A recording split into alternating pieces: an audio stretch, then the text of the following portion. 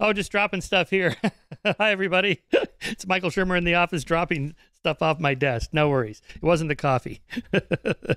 All right. This is the Michael Shermer Show. As you know, I'm your host, bumbling around here. This is brought to you by the Skeptic Society and Skeptic Magazine. Here is a recent issue on educational reform. We'll be talking about education in today's podcast episode. If you want to get your copy of Skeptic, you can go to skeptic.com/magazine. Order a subscription. You can buy single back issues all the way back to 1992 when we started. Incredible. 32 years this year for us. If you want to support the podcast, you can do so by making a tax-deductible donation at skeptic.com/donate. We are a 501c3 nonprofit science education organization, so if you support our work, the magazine, the podcast, and all the other stuff we do, give us a little love there. Okay, my guest today is Rob Henderson, who grew up in foster homes in Los Angeles, 10 foster homes, no less, and the rural town of Red Bluff, California. I know that place. He joined the U.S. Air Force at the age of 17. Once described as self-made by the New York Times, Rob subsequently received a BS degree from Yale University and a PhD in psychology from St. Catherine's College, Cambridge. His writing has appeared in the New York Times, the Wall Street Journal, the Boston Globe, and more. His weekly newsletter, this is I believe this is a Substack, right? Yeah, that's right. Sent to more than 40,000 subscribers. You can look it up at Rob K. Henderson, Henderson.com, robkhenderson.com. Here's the new book. It's called Troubled, a memoir of foster care, family, and social class. All right, Rob, nice to see you. And finally, see you in, well, not quite in person, digitally in person. Yeah, thanks, Michael. Yeah, it's thanks for that introduction. It's great to be here to speak with you. I've been an admirer of your work for a long time, so yeah, this is great. Oh, you're the one. Okay, good. Thanks. All right. So usually when I have guests on that talk about some book they've just written, I always ask them, all right, what's your story? In this case, your book is the story. That's the entire podcast conversation is going to be about your story. So let's put that into context. I think in terms of one of my pet projects, maybe a future book, How Lives Turn Out, Genes, Environment, and Luck, or Contingency, or whatever. I mean, your whole story is one of these kind of naughty social science problems of these different interacting variables that influence the way things turn out for people. And yet there's so much variation. I don't see how you can escape the individual story. You know, you can have the role of education and family or marriage, divorce, socioeconomic class, religion, whatever. But there's always a huge amount of unaccounted for variance between people, even when you control for all those factors. To me, it seems it comes down to your individual story, not just yours, any of ours. You know, you went left instead of right, you zigged instead of zagged, this happened, that happened, and then all of a sudden here you are.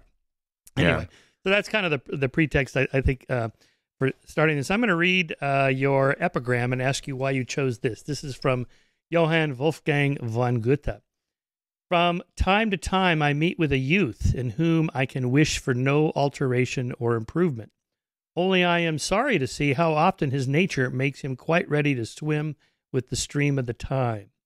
And it is on this that I would always insist, that man in his fragile boat has the rudder placed in his hand, just that he may not be at the mercy of the waves, but follow the direction of his own insight.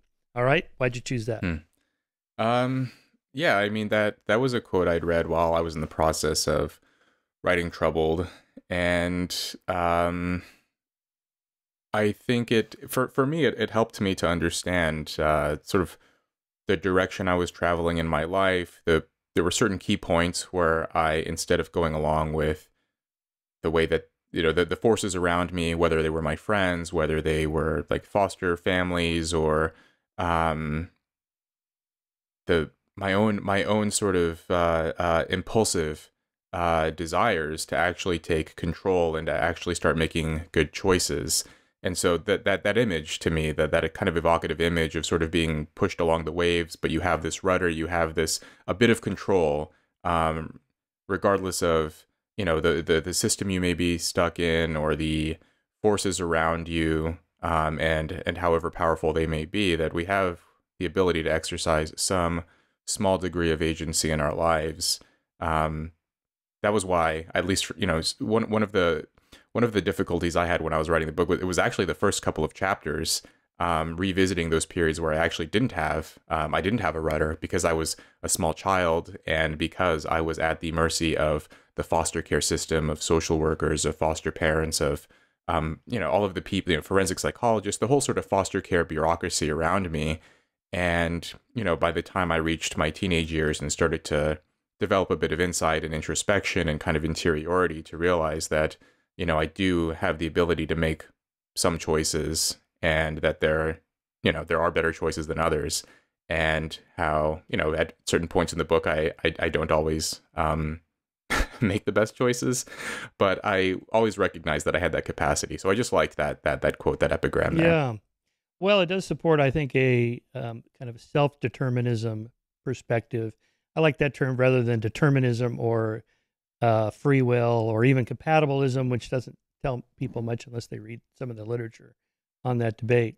But to me, your whole book is an argument for at least some form of volition. You do have a rudder. If somebody tells you you have a rudder, oh, I have a rudder, which you found out late in your childhood, I guess. And therefore you can take some control over the directionality of your life. I also wanted to ask you about why you wrote the memoir in terms of the context of others that I've read. Tara Westover's Educated, Amber Scora's Leaving the Witness. It's not as well known, but she was raised Jehovah's Witnesses in China, and just got essentially no education or anything else like that. J.D. Vance's Hillbilly Elegy, Yeonmi Park's In Order to Live, a North Korean girl's journey to freedom. Those are just in the last few years. I love these memoirs and stories because of what we just said about the individual character and how they end up as they do. What do you hope to do with this memoir, like in that context? Yeah, well, I mean, I didn't really realize just how unusual my life story was until I got to college. To some extent, I realized it a little bit in the military, but it wasn't really until I arrived at Yale and started speaking with people about their own upbringings and their own lives and their families, and then I would tell them about mine, and people's jaws would just be on the floor, and I would realize, like, oh, there's the people who exert a lot of control over the cultural conversation, over the discourse, over the priorities that we have in society. They are sealed off from a lot of the difficulties of children in these kinds of chaotic environments, not just in foster care. I mean, I talk also about being adopted into this dusty blue-collar town in Northern California, and this was in the late 90s, and so I was seeing the kind of relationship dissolution and divorce and single parenthood that was pervasive in kind of working class blue collar communities too, and how my friends in high school were also raised in very kind of dysfunctional and chaotic circumstances. And so, I figured that I'm now in a position where I can tell this story, and maybe a few people will listen and can realize that society has been kind of bifurcating more and more, where from my perspective, it seems like sort of upper and upper middle class people, there's a lot of concern around helicopter parenting, or are parents getting too involved, or is this culture of safetyism? But then on the other hand, on this other side of society, whatever there's this old term, haves versus have-nots, that other half, that actually there's a lot of neglect and a lot of loneliness and a lot of kids who really don't have, they don't have helicopter parents. A lot of them aren't really being raised by parents at all. And so I just figured it was, it was a good moment to illuminate those stories too. Yeah. That's funny you brought that up, because that's a huge topic culturally now with Jonathan Haidt and Gene Twenge and others about the coddling of the American mind and helicopter parenting, safetyism. But of course, they're not contrasting that with people like you. Like, here's what you should do, parents: abandon your kids to foster home. That'll toughen them up. Yeah. Well, no. Like that's like that. This is like a concern that I have, because it's like, the people who read this book, like, are they even really going to understand what I'm saying? Because like they themselves care a lot about their kids, and they're very involved with their kids, and they're doing everything they can to set their kids up for success. And so, like, are they going to really understand what I'm talking about here? But at the very least, they should be aware that this is occurring, and that, I cite these statistics about rates of single parent homes and so forth, how in 1960, across social classes in the US, 95% of children were raised by both of their birth parents. And by 2005, it had dropped slightly for the upper classes, dropped from 95% to 85%. And for the working class, it dropped from 95% to 30%. And so there's just like a massive disparity now. If you visit, kind of rundown working class areas across the US, seeing kids raised by both of their parents, that's an anomaly now.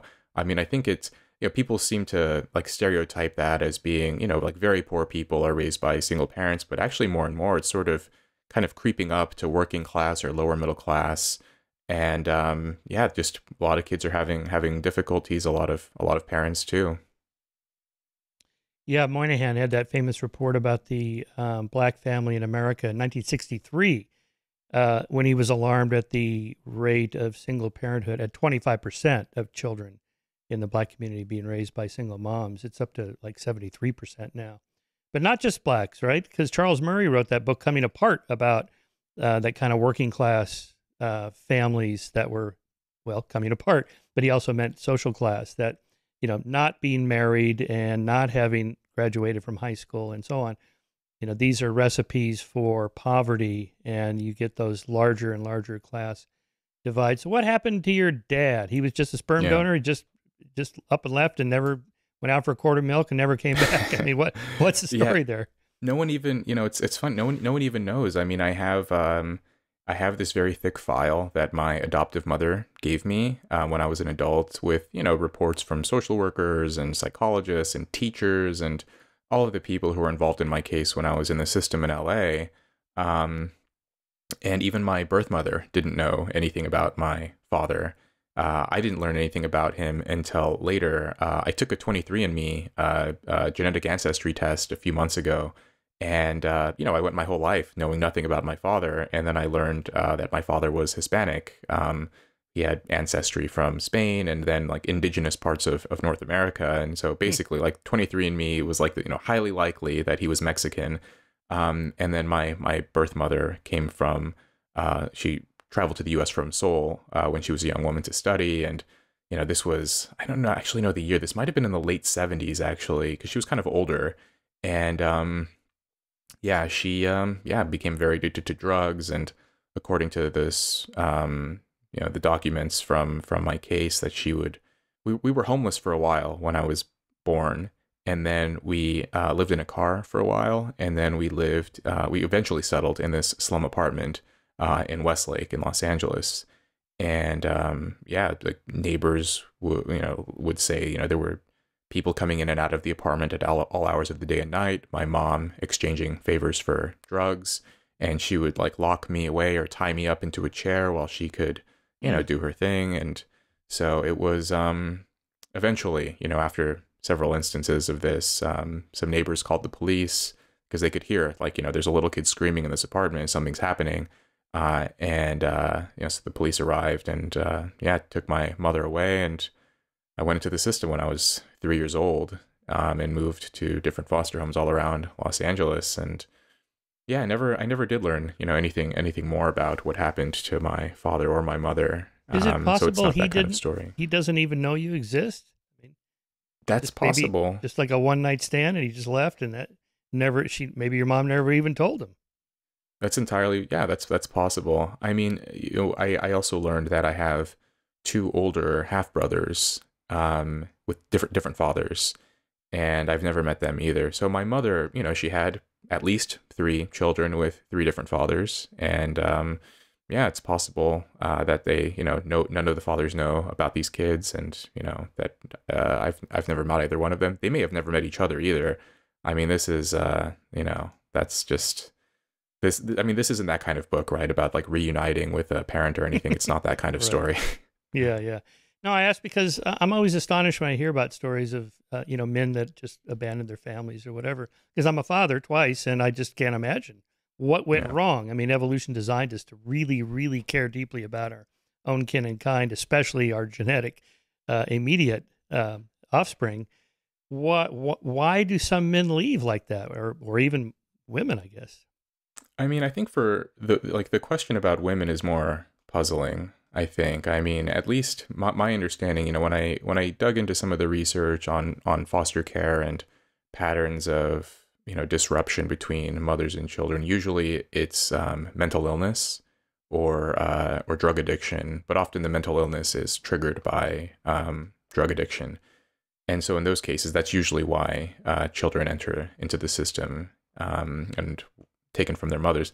I don't know about the father question, I know you're very familiar with the research in evolutionary psychology, and I've read quite a bit of it too. And I think, yeah, the fathers, we evolved to be involved, but not as involved as mothers. And there are societies where men aren't, particularly invested in children. I actually don't think it takes that much to sort of sever that connection if the social norms aren't in place, if the incentives aren't aligned properly. I think back to the way that I was, my mindset and the way that I behaved when I was, I don't know, 19 or 20 years old. And if I, had gotten some young woman pregnant, it was the way that I behaved and the way that I thought back then, it's entirely possible that I could have not been that interested in sticking around. I have friends that I graduated from high school with I have one friend who has 2 kids with 2 different women and doesn't speak to either one of them. And I think if you're a young man who is kind of impulsive, not particularly conscientious, just, has a desire for sexual novelty, and there aren't, there isn't stigma or shame for abandoning your kids. I think a lot of young guys would actually be glad to take that avenue to not take on that responsibility, sadly. But yeah, I think that's the reality. Yeah. Yeah, you cite Daly and Wilson's research on young men and all that. That does support a lot of that. They also famously talk about the rate of violence against children by step parents, mainly stepfathers versus biological fathers. The idea being that the more, I guess, genetically related you are to them, the more bonded you feel, and so forth, the less likely you are to lose your temper when things are not going well at home. That's the idea. Not, and again, it's on average. I had 2 step parents. My stepfather was wonderful to me. Just on average, most kids are not beaten at all, but those that are beaten, they're more likely to be beaten by a step parent than a biological parent, and so forth. And same thing, by the way, with marriage and so on. You can be raised by a single mom. My wife was in Germany. Her dad it was just basically a sperm donor and left, and she turned out fine. She had a great mom. But we're talking about on average. Yes. Marriage is better than divorce, and having 2 parents is better than 1 parent on average. Having a job versus not, or whatever. You can make it under various harsh conditions, as your own story shows. But you're talking about here on average as a social problem to be addressed. Yeah. I try to highlight that. Obviously there are cases of abuse or mistreatment or any of those things. Of course, people shouldn't be forced to live together under those conditions. But I think for most kids, having 2 parents who prioritize the well-being of the kid and the well-being of the relationship and the marriage, and that's just, that's the ideal. And of course, we can't always achieve the ideal, but that doesn't necessarily mean we should discard it.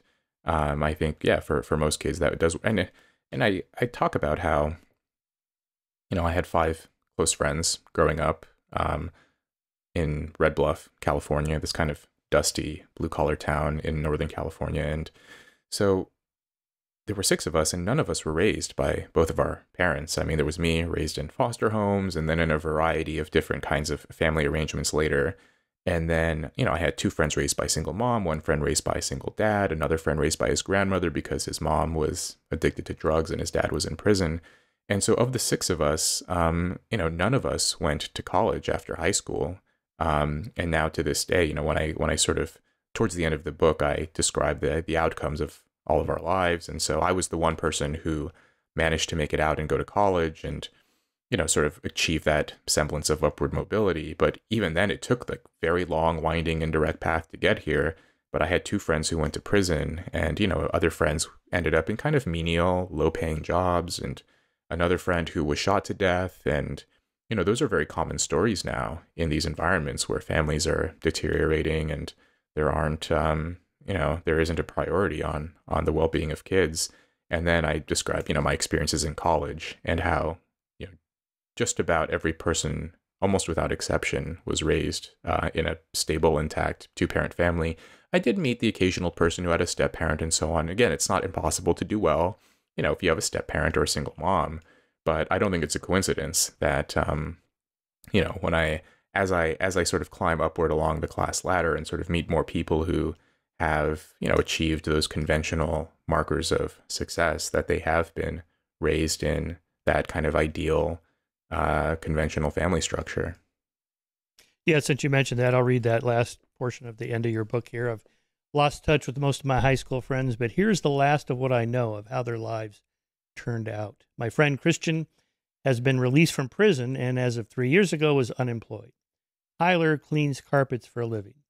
2 years ago, he posted an Instagram photo of himself with a facial disfigurement because he wrecked his motorcycle. Again, I recently told him he's not a criminal anymore. He's a justice-involved person. That's such a great line. That's one of your luxury belief things that we'll come back to that. He replied, yeah, okay, you're not a college grad anymore. You're a classroom-involved person. It's possible that my friends were never going to go to college, but if they had different upbringings, they wouldn't have wound up in prison. Okay. Then one more thing here from Nicholas Christakis at Yale, talking about the foster care system. So let's seg into that. We tend to talk about education as the be-all and end-all when it should be seen more as a fortunate benefit of a warm and loving upbringing. Elites are simply too quick to equate education with well-being. Yale sociologist and physician Nicholas Christakis has written, quote, almost every innovation in child welfare in the United States, including orphanages and subsidized childcare, has been driven primarily out of adult concerns. Of secondary importance were convictions about what was best for children. Okay, historically and politically or whatever, why is it that way? Well, I think the simplest answer is that children don't have any political power. They have no, ability to agitate for their own self-interests. In this kind of, this Marxian idea, they're a class in themselves, but not a class for themselves. Meaning, this is a group that they are all mistreated in similar ways, but they have no ability to unite and to advocate for themselves. And adults call the shots, they make the decisions, and I'm not even necessarily saying all the foster kids should get together and decide policy around this. I just yeah, exactly. That's not. But I think for most kids, if you ask them, would you rather would you rather relocate to a new home every 3 months, or would you rather stick with one? I think most of them would say I'd rather stay with one instead of the experience that I and so many other kids had where, we were relocated to a new home every few months. And so, yeah, just adults and parents, they run the system, they control the way that policy works and operates. And yeah, unfortunately, they do what's best for themselves or what's, these sort of quick fixes without necessarily thinking in the long term what could affect kids and how they turn out. And I cite, more statistics throughout the book about the detrimental outcomes for foster kids. I mean, one I cite is, there's a lot of discussion around sort of poverty and inequality and how this can reduce social mobility rates for kids from low-income families. Well, I looked into the data and found that children from families in the bottom income quintile, 11% of them go on to graduate from college, compared with about 35% of Americans overall. So 11% is pretty low. But then if you look at the college graduation rates for kids who have ever spent any time in foster care, it's 3%. Some figures I've seen less than 3%. And so in other words, if you're a child born to a poor family in America, you're 4 times more likely to graduate from college than if you are a foster kid. And so I just think the whole entire system is it weighs so heavily on kids and their futures. And I mean, 3% is just so abysmally low. Another figure I cite is 60% of boys in foster care go on to be arrested at least once. So you're 20 times more likely to be locked up as a male who spent time in foster care than you are to graduate from college. And so, there's a lot of focus on poverty or, ethnic disparities, racial disparities, gender disparities, all of these kinds of things. But no one's really looking at what's happening to kids in this very chaotic and disorderly system and how the odds are even more stacked against them.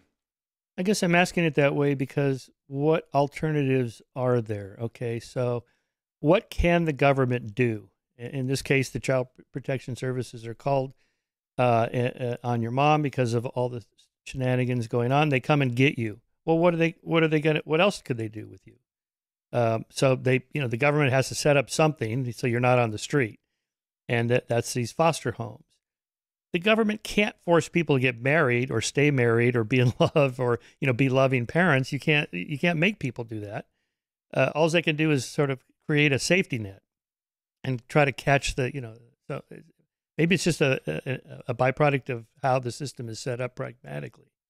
Well, I think there are a couple of things that could be done. I mean, one, of course, people can always invoke this, but it is true that the foster care system could use more funding and more resources. I think what happened in my case is, so people will ask, why is it that kids in foster care are relocated so frequently?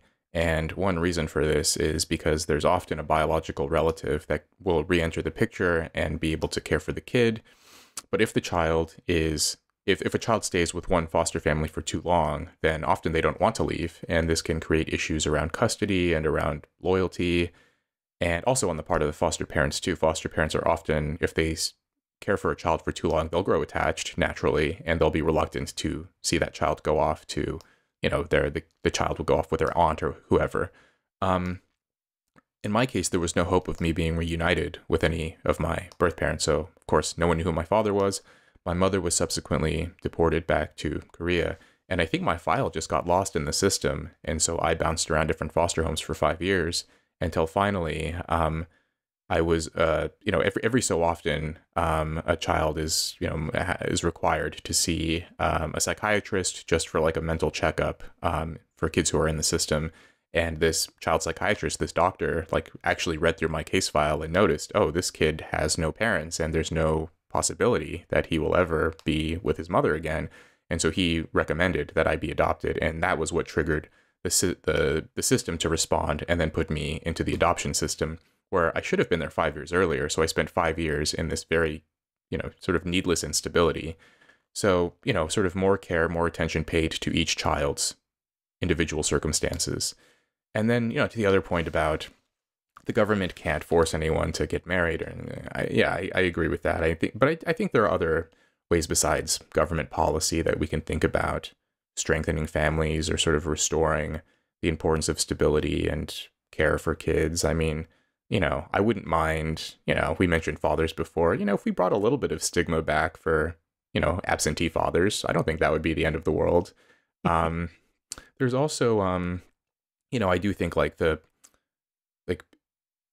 cultural tastemakers, whatever you want to call them, elites, pundits, people who have some cultural influence, I think they play some non-trivial role here too. So, I have this Substack, and sometimes I write about these issues, about family, about divorce, about, instability for kids. And in the past few months, 2 different people have spoken with me, 2 readers, and said, these were 2 kind of, guys and they were married and they had small children. And on 2 separate occasions, these readers told me, yeah, I was kind of getting bored in my marriage, and there was no abuse or mistreatment. It was just, maybe this thing had run its course, and, I wasn't as excited about being with this woman as I used to be. And I was thinking about maybe it was time to end it. But then I read something you wrote, and I thought about the impact it would have on my kids. And I decided, let's work it out. And so, one of these guys was telling me how he's in couples therapy with his wife, and the other guy's telling me how they're working on their marriage. And I thought, I'm just a guy with a Substack. I'm just like a guy who writes this independent thing.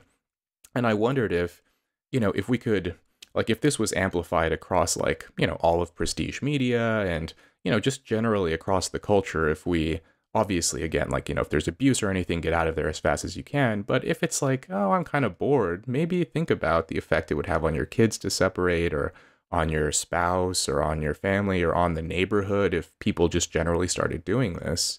So I think, like, there's a role for culture here too, in addition to policy and economics. Oh, for sure. Yeah. Norms, cultural norms are everything. That's, ultimately what drives moral progress. You have to have some top-down laws against slavery and torture and whatever. But ultimately, you got to get people to change their hearts and minds about how they think about other people. And that comes from the bottom up. That comes through novels and films and Substack columns and whatever, just, all of us absorbing it, and even the language, like deadbeat dad. You don't want to be a dad. I don't want to be a deadbeat dad. Just the word itself, like, oh, okay, that does change how you, rather than saying, well, he just wants to be free or whatever. No, that's not how to treat it. To right? be free. I'm a libertarian kind of guy. Yeah. All right. Yeah. So I do think I agree with that. And although I always point out that the government can do certain things about marriage, for example, tax breaks. Apparently, the government wants me married because I get to deduct, get a tax deduction for being married, and I have a kid. So they want me to have children, so I get a tax break for my kid. And home ownership, I get to deduct the interest on the mortgage, and drive an electric car. Apparently, they want me to be green technology. They paid me to buy an electric car. Wow. Oh. Okay. So yeah, there are those kind of nudge, choice architecture, libertarian. What is it? Libertarian paternalism, right? Yep. The choice architecture, right? We can nudge people to do certain things. So yeah, I think that's all good here. As an atheist, I'll give the nod to religion, who figured this out long ago, that a lot of men could be deadbeat dads. We should really encourage people to be married and remind people every Sunday or whatever your holy day is. Don't forget, stay with your spouse. And here's a bunch of other things you should and shouldn't do. And, I used to think, well, why do you have to be told every week? Well, the answer may be that, human nature is weak. We're pulled and pushed and pulled in multiple directions. We have better angels, but we have inner demons. And so you kind of need that nudge, periodically. Don't forget, these are the good things to do. These are the bad things to do. So I do think, like all of us collectively, working toward that. All right, let's go back to that first call where they came to your house. How old were you then? I was 3 years old. Yeah, okay, so you can't have any memory of that. But what I want you to do is just give us an experiential description. What's it like to be in a foster home? Yeah, I mean, it depends on the home, of course. I mean, a lot. So, the system that I was in Los Angeles, and I actually recently read that LA has the most overburdened foster system in the country, which wouldn't surprise me. There's just a surplus of kids who need a home, and there aren't enough foster parents or people who are willing to take them in. And so some of the homes I lived in, and this was in the 90s, I mean, if anything, the system is probably worse. I recently read this report in NPR that the number of foster kids has doubled since the year 2000. So, I was there in the 90s, and some of these homes had 8 or 10 kids living in them. I remember some of the rooms, there were 2 bunk beds, so it would be 4 kids to a room. 2 kids on the top bunks, 2 kids on the bottom bunks. And it's just kids coming and going. It was, one thing that people don't think about. Of course, I was relocated, placed into different homes every few months. But the other thing that was hard was seeing my foster siblings taken too, where, I'd enter a home and I'd be a little confused or scared or worried. And one of the kids would be nice to me. We'd make friends. We'd get close, come close. And then they would be taken to another home. And then another kid would show up. And then it was just this constant churn and cycling of, I don't know who's going to be around tomorrow. I don't know where I'm going to be tomorrow. And so that level of uncertainty just, it activates, this kind of extreme response, just burning through a lot of physiological resources, trying to sort of stay vigilant and monitor your environment of who's coming and who's going and where am I going to be next. So that was really hard. And it was also, as a little kid, it was just some of these experiences. And, at the time I didn't really understand it, where I'd have a foster sibling who would be they would return with their birth mother, and then the mother would relapse, and then the kid would come back a week later, and I was like, what was that? Where were you? What happened? They're like, oh, my mom got sick again, or they use this kind of language. My mom got sick again, and so now I'm back for a little bit. And I'd be happy often because like, oh, my friend is back, but I didn't understand what was really happening in this situation. So it's it's chaotic, it's difficult, and especially during the early years, it was, and I write about this in the book, how the first couple of placements, I had this extreme emotional response of, being taken from the only caretakers that I knew or that I was familiar with or that I'd grown accustomed to. But then by the third, fourth, fifth placement, I just became very numb to it, just sort of blunted my response. And, in hindsight, it was probably some kind of coping response to that situation that, I don't think a little kid can fully experience like that level of whatever separation distress on a 3-month kind of loop, and every 3 months. And so eventually I just became kind of cold and hardened, and it took a long time later in my life to really understand this, but I became kind of an angry kid, hostile, and I write about the fights and the hostility and all the aggression and stuff, which is that's not uncommon for those kinds of environments anyway. But when you never really develop like a strong attachment to any particular parent or caregiver, I do think this does have some effect on the way that you view relationships in general, or your willingness to trust other people. And so there was also this feeling of not wanting to seem weak. Part of it was, when you're in a foster home with a bunch of other kids, and especially other little boys, it's just, constant vying for food or toys or clothes or resources. And so you have to put on this air of toughness, this bravado. And then later, this recognition, this realization that, I lived with all of these families and I didn't really feel connected to any of them really. And probably they didn't really feel that connected to me. And that was also a hard thing to fully internalize and accept. And yeah, it takes a lot of work to sort of undo all of those feelings and to be willing to trust people. And so now it's just, now I'm in the situation where I am able to do that, but it took a couple of decades really to fully, overcome a lot of those things. Yeah. Yeah. You mentioned attachment theory in your book, John Bowlby's theory, which I think has a lot of viability to it. I don't see how you could ever really deeply attach to anybody under circumstances that you just described if the people around you just disappear every couple of weeks or months. What would be the point? Your body would probably just shut down any kind of allowance of attachment, of trust and love and affection and whatever for anybody. Mm-hmm. Yeah, I think that level of instability can help to explain why kids in the system have such kind of unpromising outcomes. In the preface of the book, I cite a study from Jay Belsky and his colleagues on, they make this distinction between childhood unpredictability and childhood harshness, and a lot of researchers have done studies on sort of identifying the outcomes based on those two predictors. And so they looked at kind of detrimental outcomes at age 23 for children who, and the outcome predictors were, or the outcome variables were risky sexual behavior, teen pregnancy, incarceration, substance abuse, and they defined childhood harshness as essentially low family income. And what they found was that low family income had no significant link whatsoever to these detrimental outcomes later in life. But they found that childhood unpredictability had a strong and significant relationship with those outcome variables. And they measure unpredictability with, the survey they administered. It asked questions like how frequently you relocated when you were a kid, how many different people moved in and out of your residence growing up, if your parents were divorced, and If you were raised by a single parent, how many romantic partners your parent had in your childhood.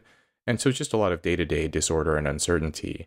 And I think that does sort of introduce issues with attachment, with trust, with all kinds of things. And that can lead to, self-defeating behaviors later in life. I think above and beyond, your natural innate propensities or talents or abilities or any of those things. I mean, I do try to get that point across in the book that, yes, I was kind of a curious kid, and there were periods of my childhood where I was a bit academically inclined, but I was just so weighed down by one detrimental experience after another that it was hard for me to really express those parts of myself, those, academically inclined parts. Yeah, when you were talking in the book about going to Stanford for, I guess it was a semester or summer session or something like that, at that Bing Center for Child Development Studies or whatever that is. That's where Walter Mischel did his famous marshmallow experiments. Everybody says, oh, yeah, delay of gratification and look at the long-term consequences of the kids that, waited the 15 minutes to get the second marshmallow. They had higher SATs and better GREs and made more money and better grades and better marriages and BMI index and the whole thing. Yeah, but if you're raised in your home, you're a sucker if you wait 15 minutes for the second marshmallow. There's not going to be a second marshmallow. There won't even be a first marshmallow. Yeah, that's that's right. That of course, like it's not it may not even be measuring impulse control or conscientiousness. It may just be kind of, to some extent indexing, how much do you trust people around you? Like, do you trust the researcher is actually going to come back with a second marshmallow, or have you been let down by so many parental figures and caregivers that you would have no reason to believe they would come back with the second marshmallow? So I think that's a good point. Yeah. Yeah. Just on a practical level, how does the foster care system work? If I wanted to be a foster parent and open my home up, does the government just send me a check for X number of dollars per child per month, or how does that work? Well, so you do receive a stipend for each child. And I think, they do send a social worker to, inspect and evaluate and ask you some questions. But my understanding is, especially now, that, the system, at least in any major city, the issue has become so, pervasive and just a growing number of kids need homes that the threshold probably isn't particularly high. I think like anyone who has like a sort of modest living and has a relatively clean home, and at this point, I think short of outright abuse, they will basically look the other way for even simple things like neglect. I think neglect is extremely common in foster homes, but we mentioned before, like, what else are you going to do? They can't allow the kids to sleep on the streets. And so, they'll allow sort of overcrowding and parents who just don't really have the time or the ability to monitor 10 or more kids living in their home. And so, some of these foster parents will do that. I think most foster parents have their hearts in the right place. I've met a surprising number of kind of affluent, upper middle class, educated people who take in foster kids, and I really admire that. And I think, most foster parents have their heart in the right place, but there are others who, they do it to make a profit. If you can find ways to cut corners and, you can receive the stipend from the state, but then you give the kid secondhand clothes or, hand-me-downs and, try to find ways to minimize costs that you can actually profit as a foster parent if you want and make a living that way. And then, one of the homes I lived in, was basically like the kind of, the servant or the pool boy, like I had this foster mom who just liked to watch me do chores and kind of take care of the house and the yard. And I was the only foster kid there. That's right. Free labor. They put child labor.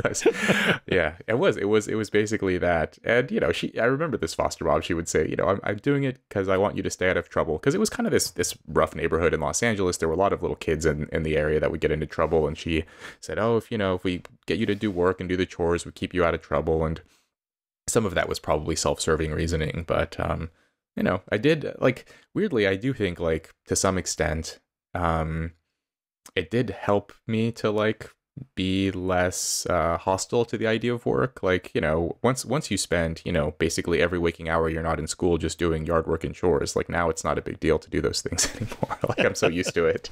Oh, so you learned some discipline. Yeah. That's interesting. I think it actually, I mean, she wasn't a nice person by any means, but, there was one, that was one outcome, one benefit from that experience. I wonder if any of the people, these foster parents you had, will read your book. Are you in touch with any of them? I'm not. The last time I spoke to I remember this guy. I don't even know if they'll remember. He owes it all to me. I'm the one that gave him.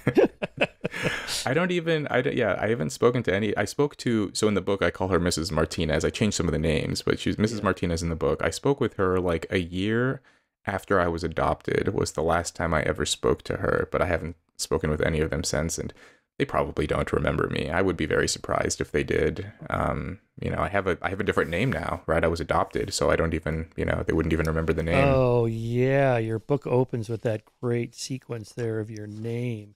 That's incredible. My name is Robert Kim Henderson. Robert was the name of my biological father who abandoned my mother. And then middle name Kim is from my birth mother. It was her family name. She succumbed to drug addiction soon after I was born. Okay, we know this story. Henderson, which comes from my former adoptive father. After my adoptive mother separated from him, he severed ties with me to get back at her for leaving him. Incredible. I'm surprised you even kept any of those names. Yeah, I mean, at this point, I've grown accustomed to it, and but it is, I came to that realization later as an adult, really thinking about, because I go my whole life being called Rob. I'm used to that. Everyone, your first name, that's just, most people don't think that much about its origins. But when I joined the military, everyone is referred to by their last name, right? If you were in the Air Force, I was in the, they call you Shermer. They wouldn't call you Michael, right? They called me Henderson.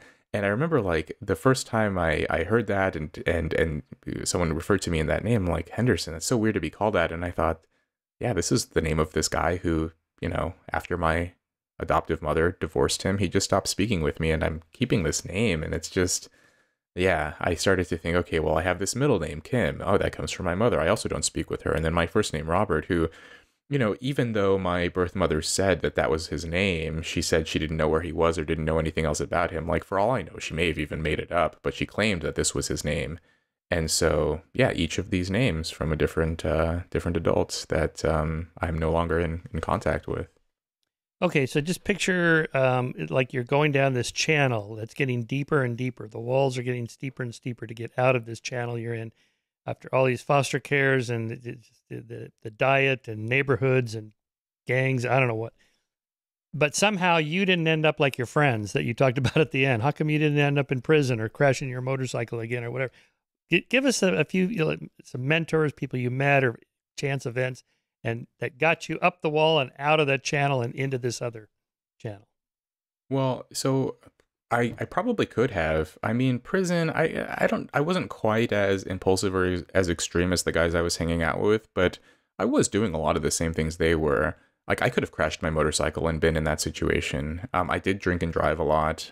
So, if I were to land in prison, that may have been one possibility for why, but I think, so there were a few different mentors or quasi-mentors I had growing up as a kid. So, I went to this local boxing gym in California that, the coach took a liking to me. There was another guy who I took classes with there who was kind of a semi-retired high school guidance counselor. And he and I would talk, and he'd, give me some encouragement. Later, when I was in high school and I was thinking about what I wanted to do with my life, and I was thinking about, I was a bit more reflective and had some more foresight into, I would think about the future, like, where am I going to be in a few years, in 5 years, 10 years down the road? I had 2 different jobs in high school. I worked at a restaurant as a dishwasher and as a busboy, and then later I got a job as a bag boy at a grocery store. And I had older coworkers at these restaurants and at this grocery store, and they were in their late 20s, these guys that I'd hang out with and talk to and work with. And, I remember at the time, sometimes I would think they were cool because they would buy beer for me and my high school friends, or like they'd hook us up with weed or whatever. And it was like, I liked them for that reason. But I do remember distinctly having this thought of like, it is weird that you're, this 20 something year old guy is like buying beer and hanging out with a bunch of high schoolers. Like, is that what I'm going to be doing when I'm 27? That just seems kind of sad. Um, like working this kind of job for a minimum wage is okay when you're 17, but I don't want to be making this kind of money when I'm in my 20s. And so my senior year of high school, I moved out. I moved out of home when I was 16, and I moved in with my friend and his dad and his brother. And his dad had been in the Air Force, and his dad was, he was basically an absentee father. Like, he wasn't really around that often, but whenever he was around, we would talk, and he would tell me about his days in the Air Force or something, and he recommended it to me. And then I had a high school history teacher who, coincidentally, he was also in the Air Force, and he suggested enlisting too. And, it's funny, like a lot of my teachers actually could, they could identify that I had some potential, but I was just not living up to it. And this is something that a lot of people, I think, misunderstand about academic achievement and social mobility is like, oh, we need better teachers. We need more funding for schools. We need, these kids need more help. The school system needs help. And I'm not denying that. Maybe there's some truth to that. But most people who become teachers actually like kids and they want kids to succeed. And they're usually pretty good because they interact with kids all day. They're usually pretty good at figuring out which kids are switched on and which kids have potential. And they could see this in me.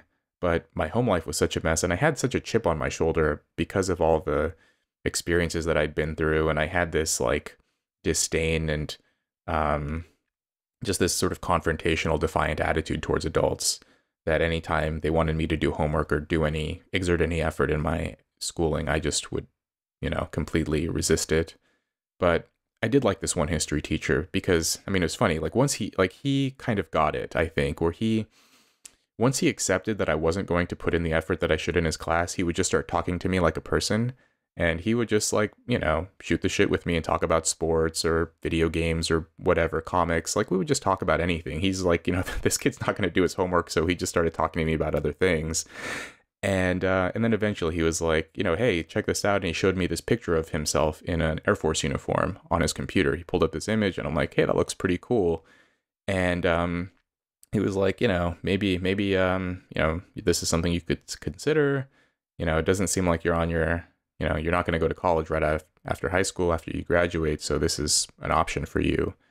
You mean because that did put me on the grades? You mean because of your grades and whatnot? Yeah, my grades. So I graduated with a 2.2 GPA in high school.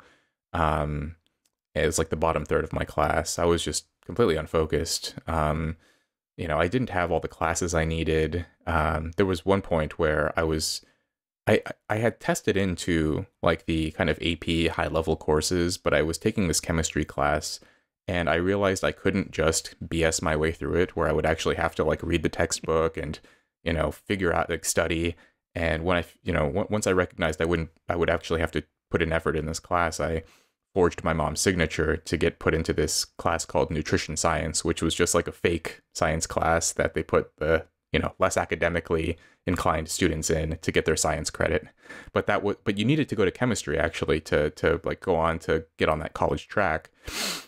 I didn't have that. And so, joining the military was really the main thing. Like that kind of got me over that, that wall that you were describing, immediately putting me in a different environment, away from all of the negative influences, away from my friends, away from my family too, to be honest. That was, there's a lot of chaos going on in my adoptive family as well, that, putting me in a different structure with a lot of rigidity and rules and discipline, that kind of reoriented my trajectory.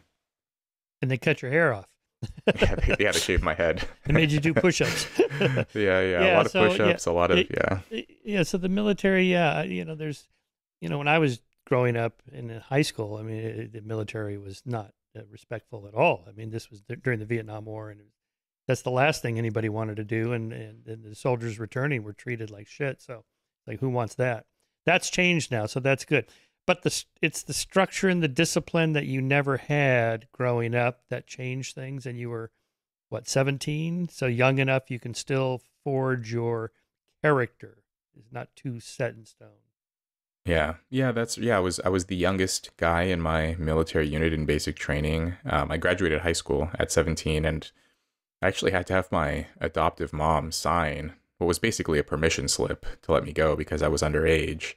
Um, and so I was, really young, really kind of unfocused and undisciplined. And it gave me the sort of discipline, the structure, the it stripped me of the ability also to make bad decisions. I mean, that was just, it was kind of a contained environment where you kind of knew what was expected of you, what the rules were, what the mission was, and what would happen if you deviated from, that set of, these protocols. And so if you fail, there are random drug tests in the military, for example, and if you fail a drug test, you can get court-martialed and go to military prison. If you're late for work, if you're late for work once or twice, they're just gonna, discipline you in a, whatever in the local environment, maybe make you work on the weekends or something like that. But if you're late for work 3 or 4 times, then again, you'll get court-martialed and go to military prison. Like, it's just, there are very few errors you can make. And this changes, this is like a very sort of basic fact about psychology, right? People respond to incentives. And for me, I responded to it and, was able to get my head on straight and realize that, in the short term, it was miserable. Basic training was miserable. All of the, like, having every aspect of my life tightly controlled was really unpleasant. And there was a period where I actually regretted joining because, I went from this kind of freewheeling, free-range, latchkey kind of childhood where there was not much adult oversight to suddenly, every time I turned a corner, it was like someone asking, inspecting my uniform or asking me why I'm not in this place at this time and, how you have to work. And it was just, an endlessly responding to people and all of these endless tasks.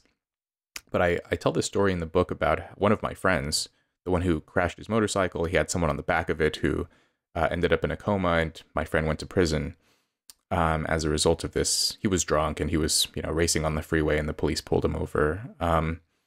So he served a 12-month sentence at San Quentin State Prison in California. And when he got out, I remember we had this conversation where we both kind of arrived at this same kind of conclusion where we both were complaining about. So I was complaining about the military and how every aspect of life is controlled and, you're always having to answer to people and you have no control over your own time. And then my friend in prison, it was, who had gotten out, he was saying the same thing. He was like, from the time, like when lights out to when you're allowed to leave your cell, to when you're allowed to eat, to when you're allowed to do anything, everything is controlled. But then we kind of arrived at this point where like we grew to appreciate it. And my friend said that he actually missed prison because he missed having that structure and that predictability in his life where he knew where he had to be, he knew what was expected of him, he knew what he had to do. But when he was in the outside world, in the real world, he just had too much freedom and he knew that he would make mistakes and, eventually he ended up going back in, but he actually missed that discipline despite initially detesting it. And so I write about these experiences basically to say that like a lot of young men, I'm not, young men shouldn't go to prison or, I'm not saying every young man should enlist in the military, but I think having a bit of structure and guidance and being contained and having boundaries as a young male and channeling that kind of aggressive energy to something productive is better than just like taking this completely hands-off, libertarian approach and just letting people make their own choices. I think young men actually need a bit of guidance in their life to make good choices. Mm-hmm, for sure. Kind of the deeper principles here then are discipline, rules, boundaries, guidance, mentorship, wherever it comes from. You don't want to go to prison to learn this. Yeah, I wouldn't recommend it. In my case, it came really from sports, athletics. I really wanted to excel in athletics. Sports is great, yeah. You just can't fuck around. I mean, you got to be really disciplined, and you only have to just look at what the top people do in a sport. Oh, I see. Okay. So you got to really get down to it that way. I did that when I got to Cambridge. I started rowing for my college when I arrived.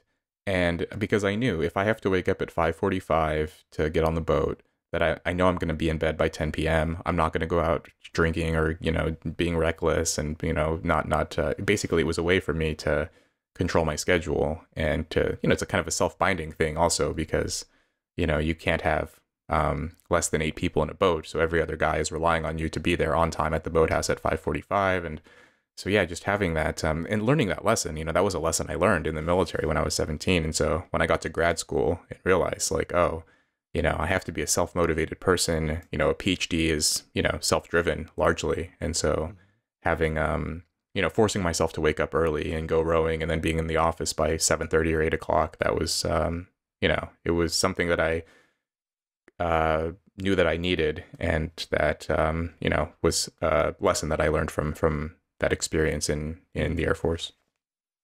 Oh, yeah, for sure. Yeah, I have a deal with my local cycling friends. If I'm late for the start of the ride, they leave without me. That's a good rule. Yeah. Well, it's a little bit like I forget who that admiral was that gave that commencement speech that went viral like 40 million times, where he says, start by making your bed every morning. And, like, what? I didn't even make my bed. But he says, so there's little wins, small wins, they're called, right? So if you do this one little thing, it doesn't seem like much, but no matter how the rest of your day goes, you did that, and then you can do the next thing and the next thing. And even if it all goes bad, when you come home, you have a made bed. Yes. Like, well, at least I did that. Right. But the deeper principle there is kind of setting up norms in your own head of self-motivation, right? So it's not external. You don't have to fear of having your drill sergeant yell at you. You just are going to yell at yourself. Mm. Yeah, well, I learned that shortly after I arrived at my first duty station of just like this distinction between motivation and self-discipline. That, a lot of people, if they want to accomplish a difficult task, they think that they have to be motivated, or they say, oh, I don't want to do it. I don't feel motivated. Even something like the gym, I don't feel motivated to go. And I realized that motivation is largely overrated and that it's really self-discipline that sort of separates people who accomplish things from people who don't. And self-discipline is essentially, I'm going to do this regardless of how I feel. I don't feel motivated to go to the gym, but if you have self-discipline, you just go anyway. It doesn't matter what's sort of going on internally in your mind and your sort of internal state. It's, what are your actions? What are you actually doing? So if you don't want to row or cycle or gym or exercise or, go to work or whatever it is that, are you able to do the things that you don't want to do? And that can sort of set you apart from people who are less successful. Mm-hmm. Yeah, again, I think some of the principles that Jordan Peterson talks about, like in his Rules for Life books, when I first encountered him and he's talking about these, kind of basic things, I remember thinking, doesn't everybody grow up knowing this stuff? I mean, really? You don't know you're supposed to like set goals? And apparently not. And, I started going to some of his events. Then I got to know Jordan. And it's like, oh, man, there's a lot of people that never heard this before or something, or they need to hear it. Yeah. Well, you mentioned before, right? Like it helps to also just hear it on a regular basis. And there are a lot of young people, young men, young women too, just who aren't really receiving that guidance at home or from the, adult figures around them. And so, yeah, I think Jordan, for a lot of people, he helped to fulfill that role of just, that kind of stern, father figure kind of, it's funny, like I first heard of Jordan Peterson before he got famous. I heard him on this, I was at Yale and I was Googling how to get into PhD programs and just sort of doing some online research. And on Jordan's YouTube page, this was before Bill C-16, before he went on Joe Rogan. This was like late 2016, I think, or mid 2016. I found this like 3-hour video of, it's like University of Toronto psychology professor describes, how to get into psychology PhD program, something like that. And it's just this 3-hour video. There's no actual video content. It's just like a black and white image of a classroom and then 3 hours of audio of Jordan talking about how to get into PhD program. And it was like, sort of vintage Jordan Peterson, where he's just like look, PhD programs are extremely hard to get into, and even if you do everything right, you're probably still not going to get in. And it's like, but you still, you have to get straight A's, and you have to get good GREs, and you have to do this, that, and the other, and get good recommendation letters. And just be aware that, even if you do these things, it's possible you're still going to fail, but you should still do it anyway. If you feel like you have something to contribute to the field, if you feel like this is something you're compelled to do, and you're willing to put in the work. And I'm like, this is like really nice, no nonsense advice. And for someone like me, who I'm the first person in my family to go to college. I had, I thought it was a fluke that I even got into university in the first place, but the idea of going on to get a PhD seemed very daunting. And so just hear this guy talk about, in a very sort of unflinching, unsugar-coated way, here's how you get into a PhD program. And even if you try, you're probably still not going to make it. I'm like, all right, this is kind of nice, actually. It feels very raw and authentic. Yeah. Yeah, I do think for a lot of people, Jordan is a role model or a hero or mentor or whatever it is. And I think that's, again, one of these underappreciated factors in people's success. They talk about working hard or being creative or intelligent. Yeah. But remember Obama's speech, you didn't build that. Somewhere along the line, somebody did something for you. Conservatives' heads exploded. But he's right, that, of course, somebody probably mentored you along the way. In my case, I had met a few top cyclists. I just said, well, I'm going to just do whatever this guy's doing. What does he wear? What does he eat? How much does he sleep? How many hours does he run? I'm just going to do that. The same thing when I met Steve Gould.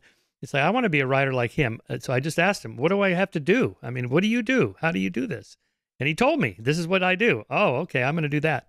It's just kind of basic modeling, just imitation. What did the top people? You still may fail, but at least some route there.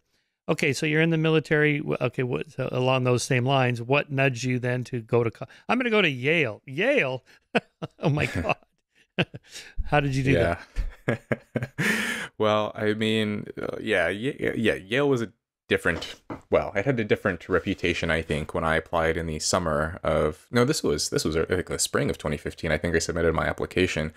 So, that was kind of I arrived on campus just as like the birth of whatever, people would eventually call it wokeness. But at the time, it was just this kind of new wave of political correctness. But about a year before my enlistment was up, I was thinking about, like, just where am I going? What am I going to do? Do I want to go to college? How am I going to use this GI Bill? And so I started to do research. I kind of got stuck in this rut in the military, and then I had issues with drinking and with relationships and all these things. But eventually I sort of figured out that, I started to like resolve some of those issues and think about what I really wanted to do. I joined the military less because I loved the military. It was just an escape hatch. It was more so that I didn't like where I was.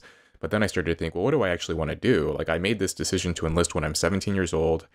Now I'm 20. At this point, I'm 24. And, it was a good experience for me, but it wasn't what I wanted to keep doing. I needed to figure out what I actually wanted in my life. And, college was something that had been lingering in my mind for a while. And I figured I would try to, shoot for the top, try to do as best a job as I could do and get into the best school I could get into. So eventually I Googled around, and after doing some research and connecting with people, I found my way to the Warrior Scholar Project, which is this 2-week academic boot camp. That's how they build themselves, of just taking veterans who have, maybe their academic skills are rusty and they need some help to, put them through 2 weeks of essay writing and, kind of walking them through what's the process of applying to college and those kinds of things. So it was just this kind of 2-week thing, but it was helpful for me to, get my focus and orient my attention to, how to actually apply to college. I mean, I was the first one in my family. I didn't know what the Common App was. I didn't know any of these things. And so, I took the SAT. That was a weird experience. So I was stationed in Germany at this time, and there was a high school on the base for Americans and their families and their kids. It's like, and I show up at this military base at this high school at like 7:45 a.m. I'm 24. It's like a bunch of 16-year-olds, and I felt so awkward going into this high school and sitting in one of those like tiny desks with like the little tiny desk attached to it, and like, oh, this is. But it was awkward. But I took the SAT because I didn't take it in high school. I didn't even know. I wouldn't have even known how to do it in high school. It was so out of my, out of my experience. So, applied. I managed to get an interview at Yale and some other places too. But I really wanted to go to Yale. Yale was where the Warrior Scholar Project thing took place. It was started by an ROTC student and this guy who was actually in the Australian military. So they were two Yale students who just started this initiative. And I had a really good experience there. So I figured maybe, maybe I could apply and actually be a real student there. Managed to convince the interviewer, the admissions committee that, I barely graduated high school and my academic record is kind of spotty, but I got a really good SAT score.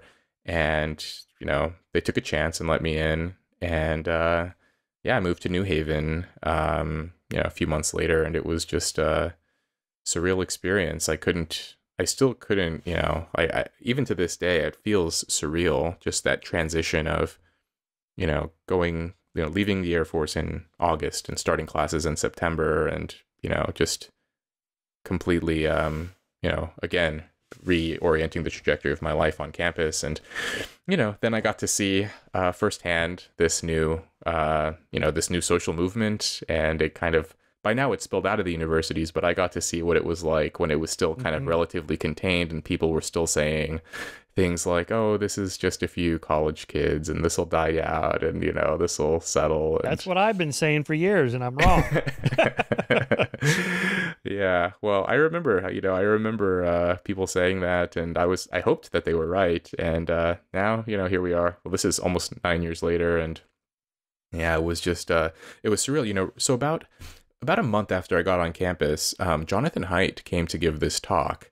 And, I was so far removed from, colleges and education, and I didn't read the news. I was, I just had like this very kind of provincial upbringing. And so we didn't talk about news. I didn't talk, we didn't watch, we didn't read the New York Times. We didn't watch CNN or Fox or MSNBC. It was just, politics was just not a topic of conversation when I was growing up.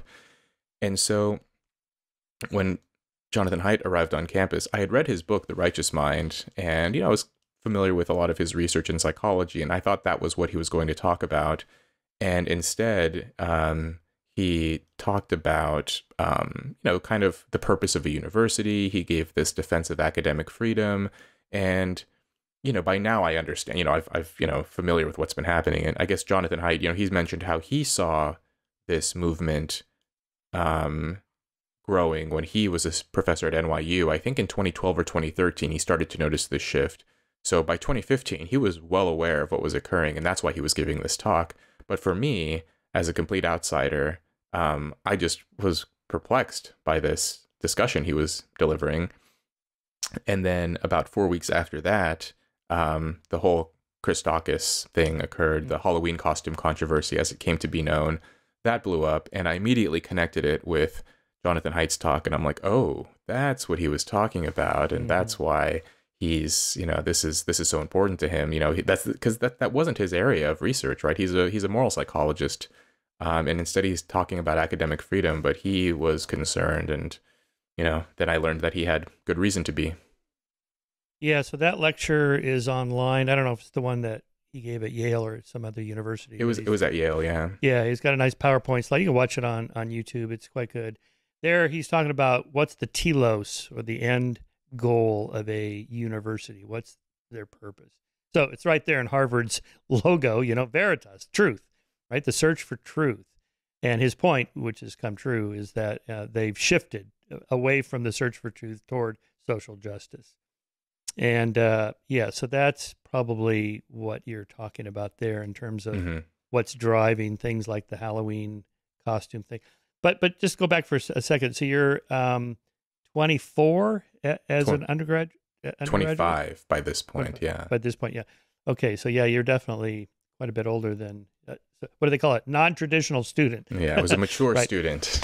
Oh, mature student, yes, right. And given your background in these foster homes and then the military, and here you enter a campus where the students' biggest complaints are the latte is too hot, or they've been mispronounced, or so. You must have just been in a state of shock. Like, what is going on here? Well, it was funny. Like, when I first arrived, I actually didn't really get that vibe from it. Like, it just felt like a normal college camp, like what I saw in the movies or something, of just, classes and kids going to parties and, trying to have a good time. And so it wasn't really like that. They also, I knew that Yale had this reputation of, being this rich university and attracting rich students, but the students also just dressed normally too. It's actually kind of, there's this, now this popular term, quiet luxury, where actually a lot of the students were dressing well, but, you have to, you dress casually, but in a certain specific kind of way. Your flip-flops are extra expensive or something, some boutique brand. But, for me, it was more just trying to adjust to being a student. I remember having a bit of a difficult time that first semester of, learning how to study, learning how to prioritize my readings. I mean, some of these professors, like, they seemed to have this kind of twisted pride in how much, the reading loads that they would assign, or like the number of P-sets that they would, put on the syllabus. And so it was difficult at first to juggle all of these things, because I hadn't really formed good study habits in high school. And, and I'm, in a classroom with students who have essentially been training their whole lives to go to a school like this.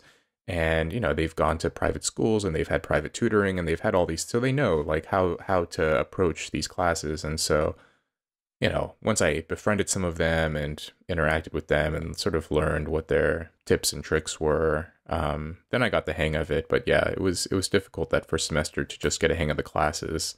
And yeah, by the end it was fine. I mean, I managed to get, pretty good GPA and GRE scores and everything for grad school. But yeah, the first semester was just, it was like I didn't really feel prepared to be a student, actually. And there was a little bit of that imposter syndrome at first, but then gradually, you felt you didn't really belong there. Right. Well, yeah. So, I mean, for multiple reasons. I mean, of course, I was a little bit older. I came from this different background. I also didn't live on campus. And then, yeah, academically, I didn't feel like I belonged there either, because I could see, one of my classes I took, this cognitive science course the first semester, and I saw that after the midterm, my score was like in the bottom quartile or something, and like I was nervous. I'm like, oh man, like I'm not doing as well as I thought. And so, yeah, I realized like, I had to basically make friends, learn how they were studying, learn the strategies that they were using, spaced repetition and memory, and, like even things like they already knew in advance, like, oh, you can get all these slides on the professor's website. I'm like, oh, they put their slides online. I didn't know that. Like little things like that, And so, yeah, gradually I grew accustomed to it. But that was the first maybe month or so, first 2 months. And then all the political stuff kind of bubbled up. Yeah. Yeah, when I was in high school, I majored in baseball and girls, basically. And I took shop classes, metal shop, electric shop. So, and then the college counselor said, well, do you want to go to college? I don't know, maybe. Well, then you should take the SAT. What's that? Scholastic aptitude test. Okay. It's this Saturday. Okay. So I just show up, no prep at all.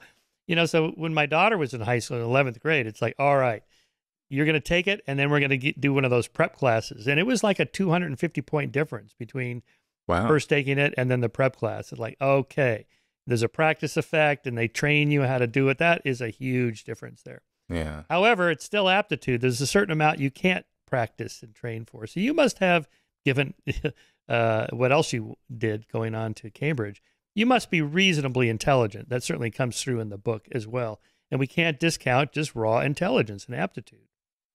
Yeah, I mean, it's interesting. So I took an IQ test when I was a kid, when I was 7, one of the foster homes. It's actually the last one I lived in. I was doing so badly in school that they, I guess the teachers and the social workers, they thought I had a learning disability. And so they sent a psychologist over to administer an IQ test, and I actually got the results, and I scored below average. And I scored really low in verbal ability. I think I got like a 78 on my verbal IQ.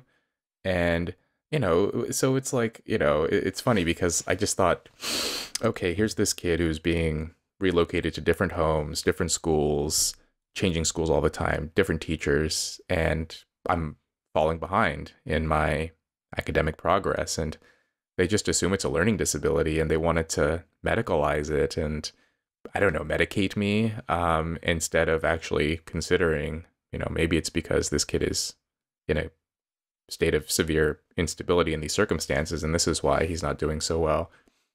And so, really low IQ when I was in the foster homes, and then I took the ASVAB when I was in high school, the Armed Services Vocational Aptitude Battery, which is the standardized test to join the military, and it's essentially an IQ test. It correlates very highly with the SAT as well. I think it correlates at like zero point 0.8 or 0.82 with the SAT. And I took this again, like unprepared, and I went through the results with the recruiter, and the recruiter showed me, these charts where you could convert ASVAB results into SAT scores, and I saw that my SAT score would have been, it was the same as one of my classmates who was going on to college. Like, it was a really good score. And so, I think there is something to be said for like, stability, for, age effects too. I think, IQ isn't fully stable by the time you're 7 years old, but also I was just, in that foster care system, whereas by the time I was 17, my environment was a bit more stable. I was living with my friend and his dad and was just more sort of in a more secure environment. And then, yeah, I took the SAT later and did fine. So I think there is like a little bit of that, intrinsic ability, but that's, it's necessary but not sufficient, Mm-hmm. I think, to get into a really good university or graduate program. That I actually think that there are probably a lot of really smart kids in similarly unpromising circumstances, but they just don't have the cultural capital or the knowledge or the mentors around them to help them channel that. Like, there may be a really, like, I mean, this is a point I've made in a few different pieces. I have this article that's coming out in the Boston Globe soon, where I basically say we should make the SAT or the ACT free and compulsory. That there could be a lot of poor kids in various high schools across the country that are super smart, but they don't even know how to take the SAT, or Right. they don't know that you can receive. There's some kind of a fee waiver to take the SAT, because you actually have to pay money, which is just insane to me that you have to take, you have to pay for this, but they may not even know the process of how to apply for the waiver. I didn't know how to do this. It wasn't even on my radar. And so if we could just, find ways to administer this and pinpoint more, smart kids that could actually improve social mobility Right. rates. So there's that, ongoing debate now about the elimination of SATs by universities because certain groups don't do as well, versus it actually will help those underprivileged communities find the Mhm. people that can succeed. Mm-hmm. I trust you're on the latter side of that debate. Oh yeah, absolutely. There was a study in 2016. These economists found a way to get a school in Chicago to administer an IQ test to all of their students, and they found that this raised the number of poor and non-white students who qualified for gifted status. And so originally, the way that kids qualified for gifted status at this school was through parent and teacher recommendations.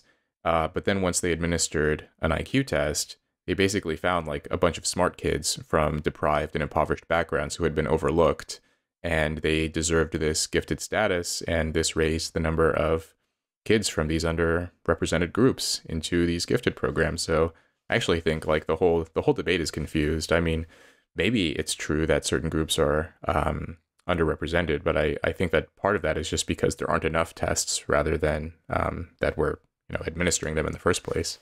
Yeah. In the Coddling of the American Mind, Greg Lukianoff and Haidt talk about the integration of the military in the 1950s, in which African Americans did not do as well on these aptitude tests that the military gave them, but they just trained them and brought them up to task, up to the level where they need to be, and it worked.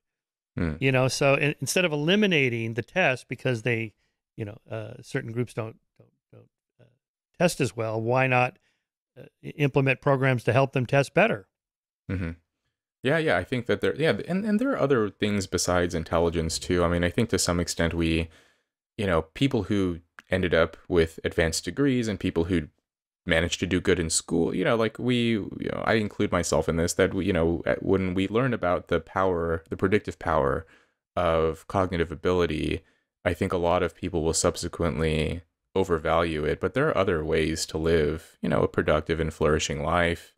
If you look at the relationship between IQ and, happiness or life satisfaction and so forth, I mean, those are kind of tenuous links at best. Yeah. And I make this point for my friends that I grew up with, that, regardless of the environment you put them in or how many resources you directed to them, like, they probably weren't going to go to some fancy, expensive college. But if they'd had different lives and different upbringing and sort of been taught or instilled different values, that they wouldn't have ended up in prison or dead or worse. I mean, yeah, in prison or worse. And so, yeah, I think there are, other things that we can think about too: discipline and hard work and focus. And, intelligence is relatively unresponsive to environmental factors and input. I mean, within a certain degree, but more or less, I mean, it's relatively fixed. But Well, I mean, think by the things time you like, get to a place like Yale or Cambridge, everybody's smart. right, yeah, So yeah. there's got to be something else that separates people. Right. And I think that's, different categories. discipline, focus, hard work, conscientiousness, whatever it happens to be. And I think those things, it doesn't just for people who go to Yale, those apply to people everywhere, that, we can focus on ways to improve people's academic abilities, but also just, showing up to work on time, focusing, hard work, respect, integrity, punctuality. Those things also matter too. And just about anyone, regardless of their intrinsic intelligence, they're capable of learning those things. Mm-hmm. Okay, that viral video of the students surrounding Nicholas Christakis, and there was that one woman screaming at him, this is our home, and who the fuck hired you? And so, whatever happened to her? Did somebody identified her? But I never heard what follow up on that. I think so. The last I heard of her, she won some kind of, like, the university conferred some kind of award to her. I think some, like, social justice award. It was one of those, like, surreal moments where, like, I think it was about a year after those events, they gave her and some of the other students who were involved in those protests, they gave them an award for this.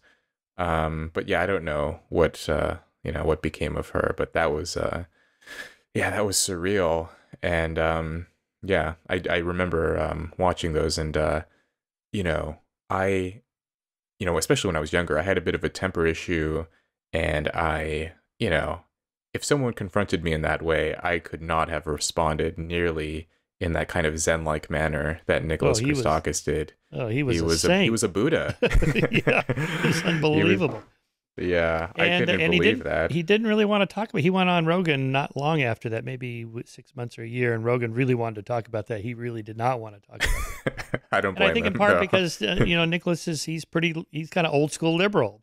And part of being a liberal is, you don't want to make other people feel bad.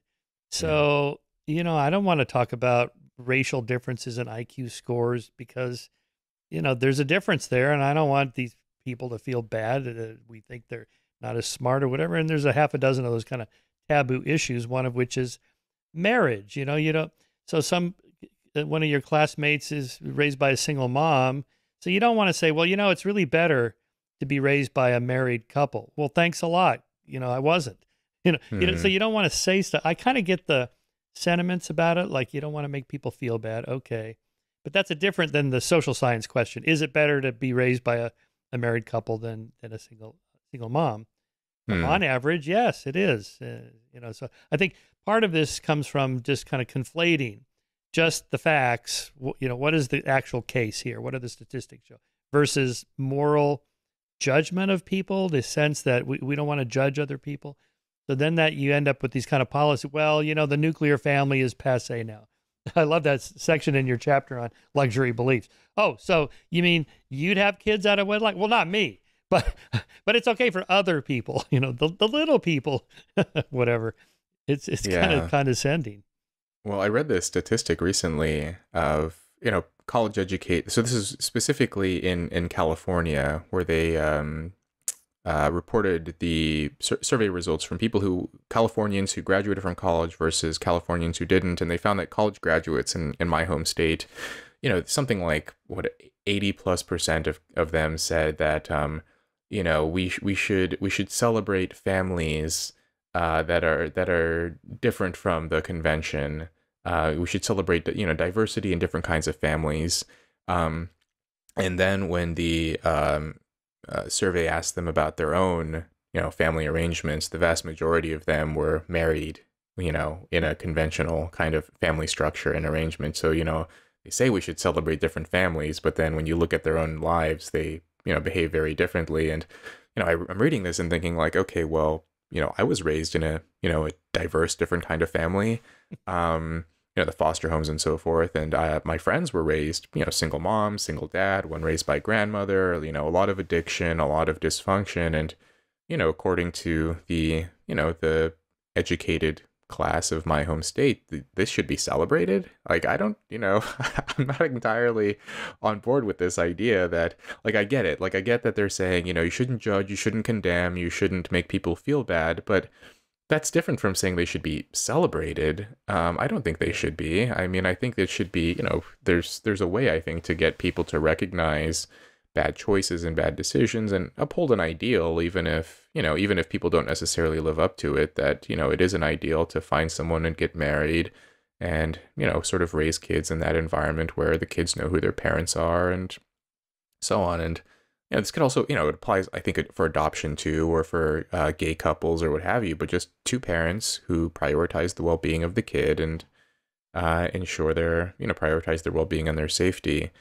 And yeah, I had these conversations repeatedly with students at Yale where they would say, oh, isn't marriage kind of passé, or it's kind of like outdated? We need to evolve beyond it. There's a renewed interest right now, actually, in polyamory and in, ethical non-monogamy. You see these headlines in prestige media outlets, like, isn't it time to open your marriage? And it's like, what? Like, maybe it's, I miss the old days. I miss like the, not that I was ever around, but like when I read about the era of like John F. Kennedy, where it's like, okay, Kennedy, yes, like people kind of knew or suspected that he was, fooling around and philandering, but publicly, right? Like he still had his wife and he still like upheld the ideal of like being a family man, being a good father, being a good husband. Even if he personally failed at it, he still like paid tribute to that as an ideal. And I'm like, man, I wish elites would do that again. Like just, if you want to have your affair or whatever, like just keep it quiet. But why do you have to get the rest of us to like pat you on the back for doing this? Everybody should do it because I'm doing it. Right. Yeah. Right. Well, again, that's back to your social norms and how valuable they are, even if people don't live up to them perfectly. That's okay. Just having those kind of goals. All right, so you're at Yale and you decide I want to go for a PhD. Why? You wanted to be a college professor, a researcher, or what was your goal there? Yeah, I wanted to be a professor initially. I mean, I enjoyed the experience. Like once I got the hang of the academics and started to read the work of people like Steven Pinker and Jonathan Haidt. I worked in Paul Bloom's lab. I was a research assistant in his lab.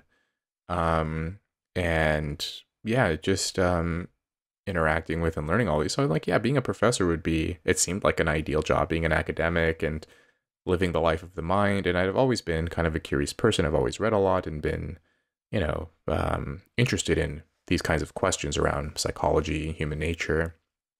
And so figured, try to get as much education as I can and try to be an academic. And I decided to come to Cambridge because I'd seen a lot of, but at this point, I don't know if this term existed in 2018 when I left, but cancel culture, but just, these repeated attempts to get people fired or get, pressure people to apologize, or these student protesters with their lists of demands. And I thought, okay, well, maybe things in England are kind of more calm, less contentious, hoping that this was very much an American phenomenon. And, I get to Cambridge and I learned that it's not. So Noah Carl, he was a postdoc widely covered in the media. He was fired from his postdoc at St. Edmund's College. I don't Jordan know that story. Peterson. What happened to him? So Noah Carl, he was a postdoc. He was a sociologist, and he had written a couple of papers, peer-reviewed. I mean, he had a stellar publication record. He did his PhD at Oxford. I think undergrad and PhD at Oxford, Cambridge for a postdoc. He wrote a couple of papers on genetics and race and intelligence and those kinds of things. And of course, that got on someone's radar, and, but the papers themselves, I think they were more in the vein of like defending the ability to ask these questions more so than taking a firm stance on any of them, but just saying we should be allowed to explore these questions. But he had also been, I think, like it was reported in the media that he had been at some IQ conferences, and there had been some unsavory people there and some guilt by association tactics. And so this was like 6 months after I arrived at Cambridge, and he got fired. And then Jordan Peterson was scheduled to be a research fellow, and he was disinvited. And there were other sort of lower level, less well publicized events that I saw at Cambridge that weren't covered in the media, but I saw them happening behind the scenes, and I realized, oh, this is, it's just as bad here. Maybe not just as bad. They may be too strong, but it's almost as bad. And then I decided, maybe I shouldn't be an academic or a professor, and decided to, take another path. But yeah, there was a period, when I first started my PhD that, I thought being a professor would be a cool job. I think maybe, I don't know, 15 years ago or something, it would have been a cool job. But in hindsight, like if someone like Erica Christakis, who's like, a perfectly kind person, center-left Democrat, at least that's kind of how I read her politics. I mean, she was, most professors who lose their jobs are on the political left. Yes.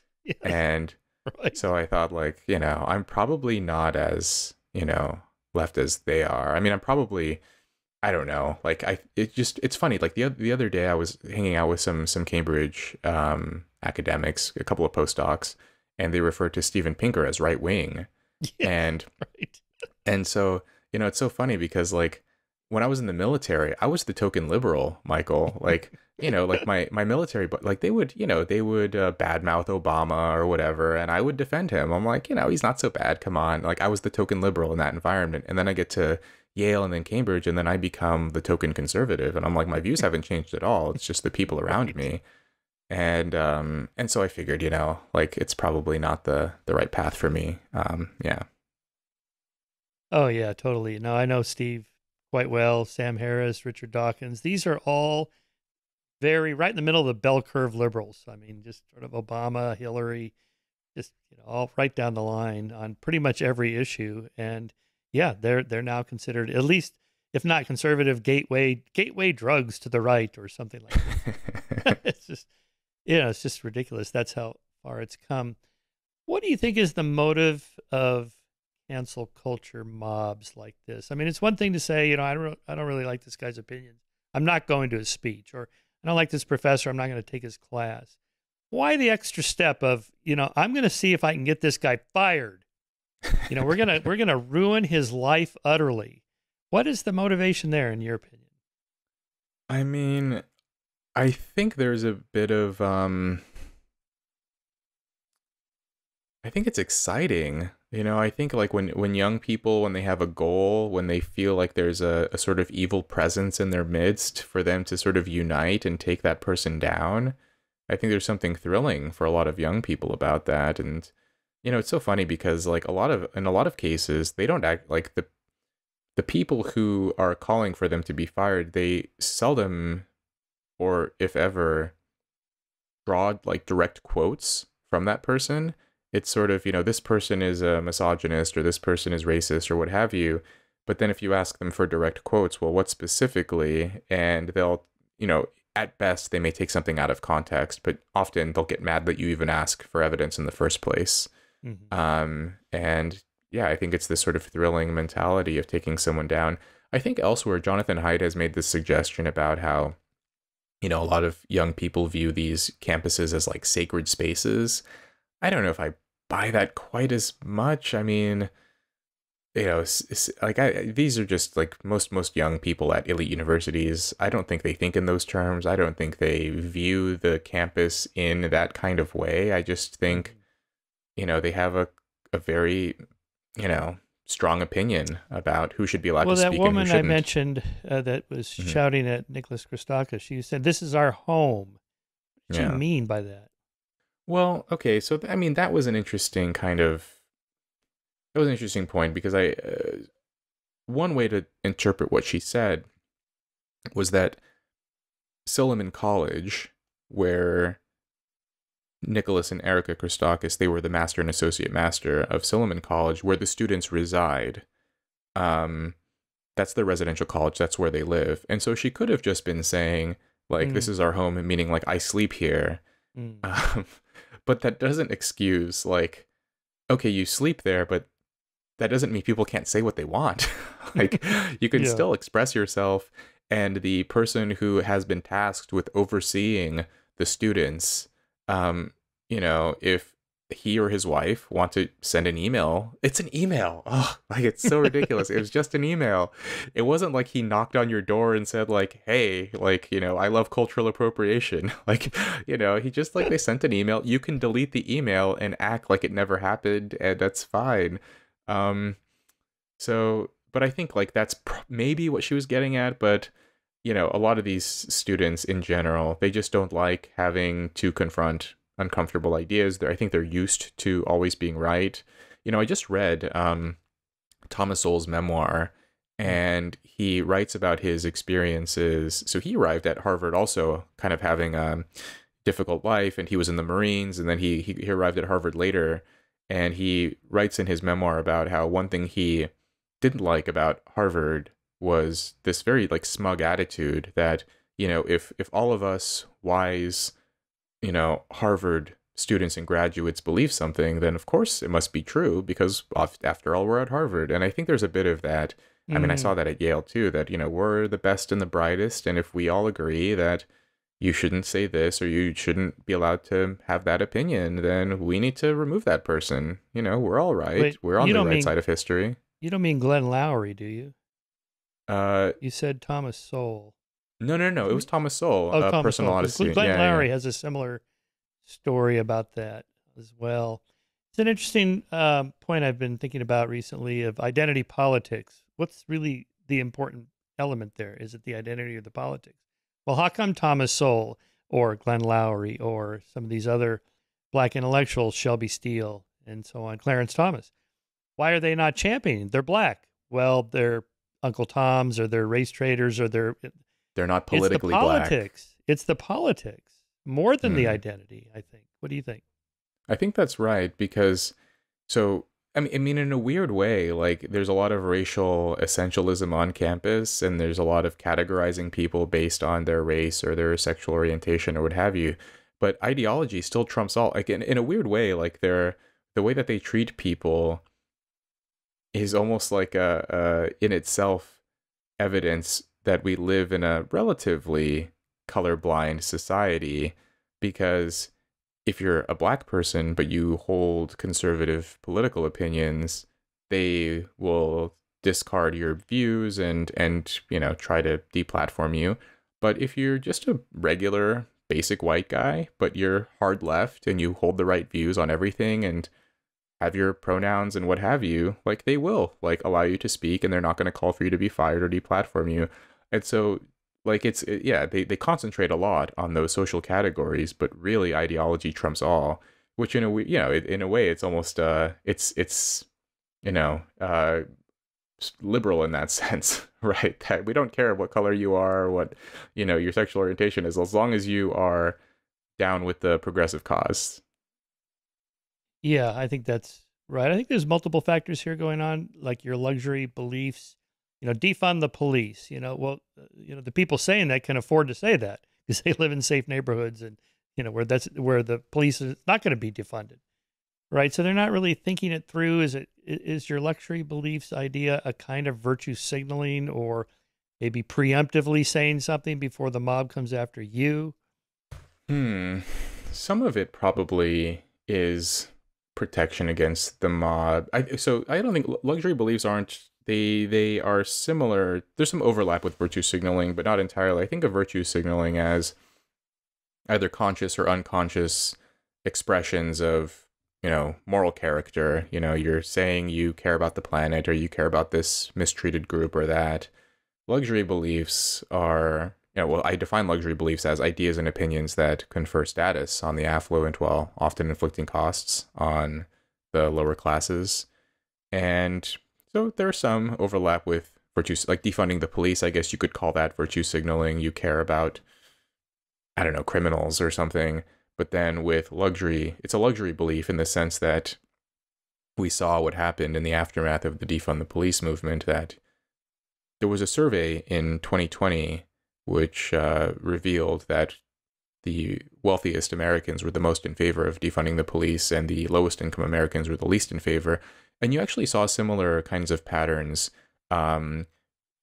with survey results in Minneapolis and Detroit and New York City, where white Democrats were the most in favor of defunding the police, and Black and Hispanic Democrats were the least in favor of defunding the police. But, if you're an affluent, educated person in a safe neighborhood or in a gated area, that defund the police is just a slogan to you. But, if you live in a low-income, high-crime area, that, people actually like to have some law enforcement around. And so in the aftermath of the defund the police movement, you saw violent crime rates skyrocket, and you saw, homicide rates spike. And, it's funny, like these were captured as aggregate statistics where you would, read the Wall Street Journal and it would say, year over year, homicides have increased X% from 2021 to 2022. And so these were just sort of snapshot statistics. But then a few months ago, over the last 6 months or so, there were reports of journalists and tech executives in San Francisco. So there was, there was a journalist in Philadelphia, I think another one in New York City, where they were killed, and they received like their own media profiles, their own articles in the media. They were named, and they were described. And I just thought how interesting this was, that if you're just a poor person and you get killed, you're a statistic. But if you're a journalist or a tech executive, you get named in the media and you get your own piece. And, it's like when the peasants die, that's, what, meaningless. But when one of the aristocrats gets murdered, then that's real news. And suddenly people started to pay more attention to what's been happening and refunding some of the police. It also sort of cultivated this attitude of suspicion toward law enforcement in general. But yeah, there are other luxury beliefs too. But I think, yeah, in some ways, it's sort of an enculturation process, that as you obtain more education and degrees and rise in socioeconomic status, that there are certain opinions that you're expected to hold in order to fit in order to exhibit your class status.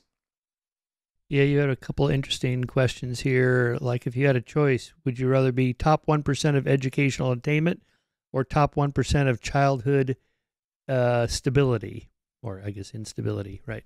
Or yeah, I guess, yeah. So there, Yeah, you're asking what's more influential, education or home stability?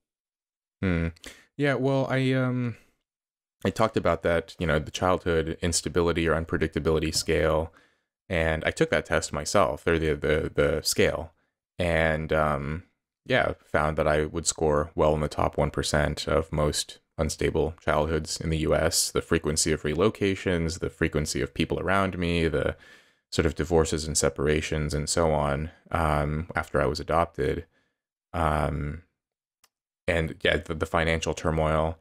And so, but I've also, 1% of the U.S. population has a PhD, and, something like, I think it's, less than 1% obtains a degree from one of these, super selective universities.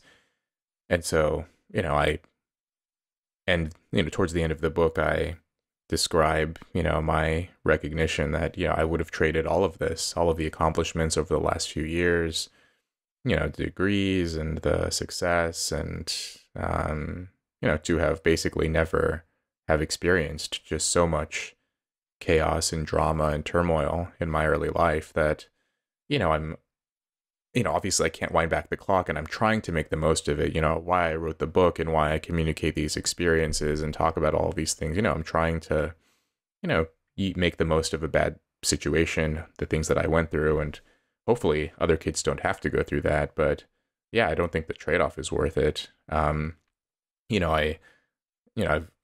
I've offered this thought experiment where if you go to a kid, raised in extreme deprivation and chaos, and you say to him or her, someday you're going to go to a fancy college and you're going to get a high paying job and you're going to be a very successful person and so on and so forth. I think that child is not going to be very impressed by that. And I think instead the child would say like, that's, okay, but I wish I knew who my dad was, or, I wish my mother would pay more attention to me, or I wish, that things were, more stable and safe and secure at home or in my neighborhood or at my school. And they're not really thinking about, getting a degree from some fancy college or achieving those conventional metrics of success.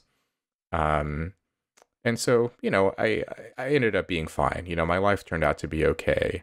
But I tried to use this story to illuminate the experiences of so many other kids across the country. And, that was like a difficulty I had writing the book. Like, I didn't want people to feel sorry for me.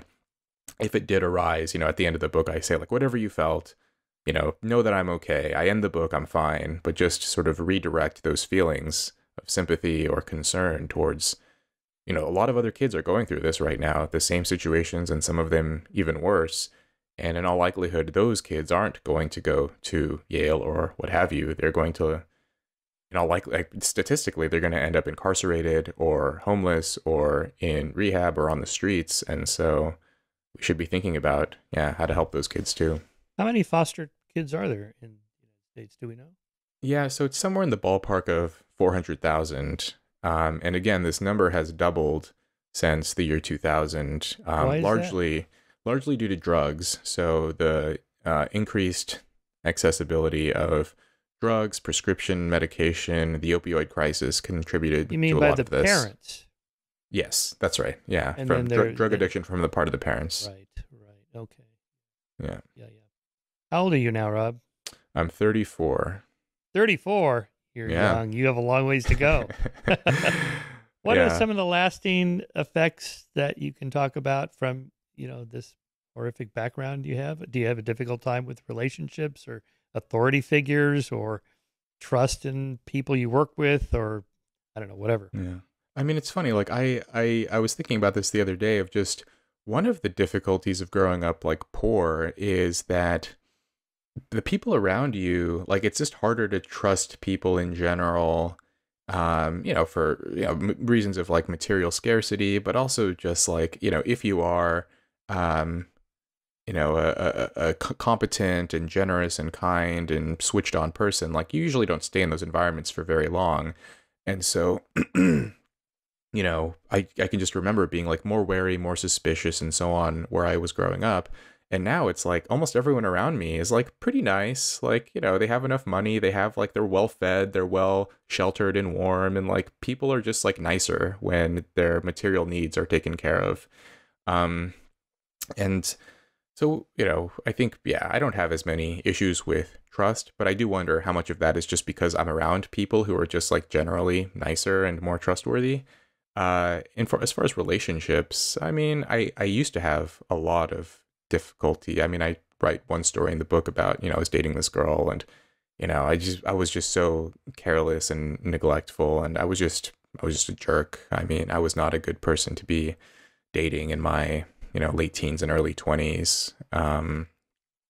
And I didn't realize that until later that, a lot of the patterns or habits that I picked up around relationships were just sort of implicitly instilled in me growing up of just, everyone's replaceable. It doesn't matter. Like relationships don't, they're unimportant, and you should just have a good time while you can. And, if it ends, it's fine. Who cares? Move on. Next person.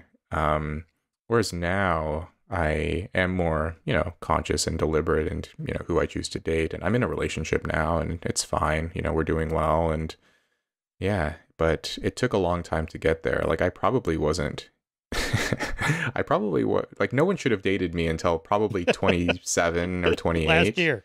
Yeah.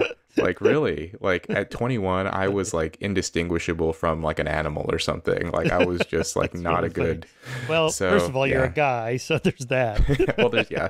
So in general, maybe not a good idea to date 21-year-old guys, but especially like this is the other thing, Michael, that I think a lot of people don't realize is like the sort of cost that hangs over growing up the way that I did.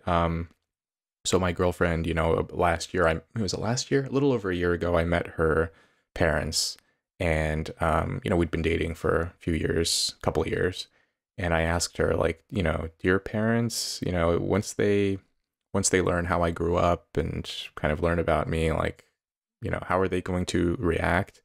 And she said they're probably going to be scared, honestly. And I thought about it for a moment. I'm like, that's probably the right reaction, right? Like if you're thinking about it, like you have a young daughter and she's dating some guy who grew up in foster homes and went to rehab and like had all these like difficult childhood issues and got into a lot of fights and just had all these problems.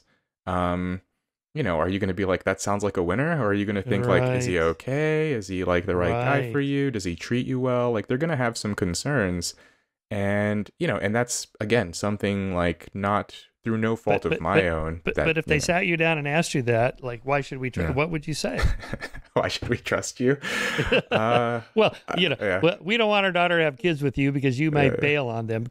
Wouldn't a reasonable argument say, no, because I know what it's like to be raised like that. I would never do that to my own child. That's what I would say. And yeah, I would hope that they would believe me. But yeah, I can imagine like the first initially, right? Like there would be a bit of concern, and to their credit, like they were perfectly fine with everything and we get along great. But I can understand why the initial impulse would be to be a little bit wary or concerned.